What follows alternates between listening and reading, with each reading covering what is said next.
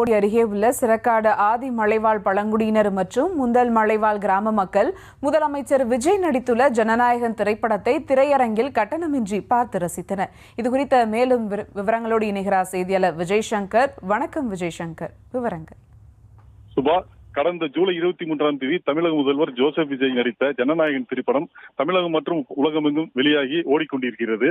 இது பல போராட்டங்களுக்கு பின்பு, அதாவது அவர் தமிழக வெற்றி கழக கட்சி தலைவராக இருந்த பொழுது நடித்த திரைப்படம் தற்போது தமிழக முதல்வராக ஆண்ட பின்பு வெளியாகியுள்ளது.